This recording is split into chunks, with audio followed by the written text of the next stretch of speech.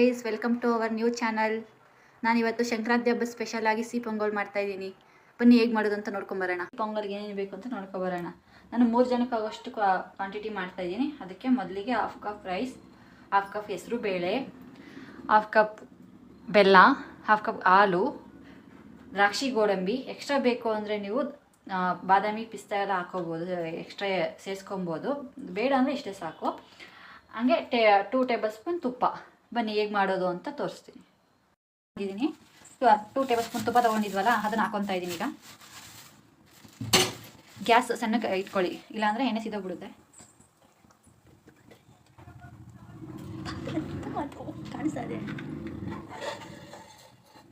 ದ್ರಾಕ್ಷಿ ಗೋಡಂಬಿ ಹಾಕ್ಕೊಳ್ಳಿ, ಎಣ್ಣೆಯಲ್ಲಿ ಕರ್ಕೊಳ್ಳಿ, ಟೇಸ್ಟ್ ಚೆನ್ನಾಗಿ ಬರುತ್ತೆ.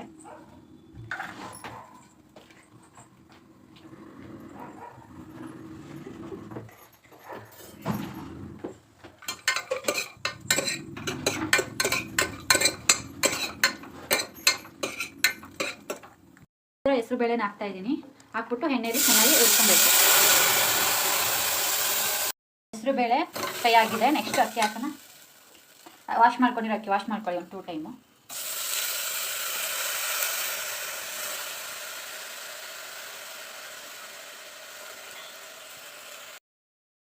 ಫ್ರೈ ಆಗಿದೆ. ಇವಾಗ ಬೆಲ್ಲ ಹಾಕೊಳ್ಳೋದು ಬನ್ನಿ. ನಿಮ್ಗೆ ಬೆಲ್ಲ ಇಷ್ಟ ಇಲ್ಲ ಅಂದರೆ ಸಕ್ಕರೆನೂ ಯೂಸ್ ಮಾಡಿಕೊಡಿ, ಇಲ್ಲಾಂದರೆ ಎರಡನ್ನೂ ಹಾಫ್ ಯೂಸ್ ಮಾಡಿಕೊಂಡು ಚೆನ್ನಾಗಿರುತ್ತೆ. ಆದರೆ ನಮ್ಮ ಮನೆಯಲ್ಲಿ ಜಾಸ್ತಿ ಬೆಲ್ಲನ ಇಷ್ಟಪಡುತ್ತೆ, ಅದಕ್ಕೆ ನಾವು ಬೆಲ್ಲ ಹಾಕ್ಕೊತಾ ಇದ್ದೀವಿ.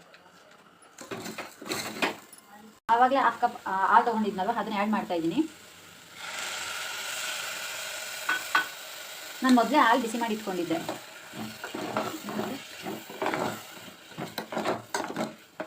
ಅಕ್ಕಿ ಹಾಕೊಂಡಿದ್ನಲ್ಲ, ಅದೇ ಕಪ್ಪಲ್ಲಿ 3 ಕಪ್ಪು ನೀರು ಹಾಕಿ ಸೇರಿಸ್ಕೊಳ್ಳಿ. ಯಾಕಂದರೆ ಹಾಲು ಸೇರಿಸ್ಕೊಂಡಿರ್ತೀವಲ್ಲ, 3 ಕಪ್ ಸೇರಿಸ್ಕೊಂಡ್ರೆ ಸಾಕು.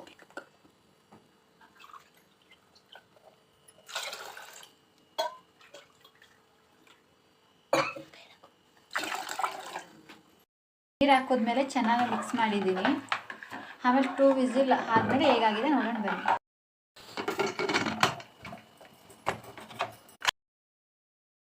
ನೋಡಿ ಹೀಗಾಗಿದೆ.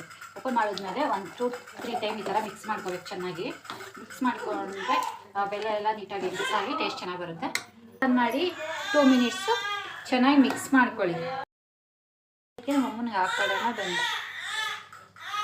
ನಮ್ಮ ಅಮ್ಮಂಗೆ ಟೇಸ್ಟ್ ಮಾಡೋಕ್ಕೆ ಕೊಡೋಣ ಬನ್ನಿ, ಹೇಗಿದೆ ನೋಡಿ ಹೇಳ್ತಾರೆ.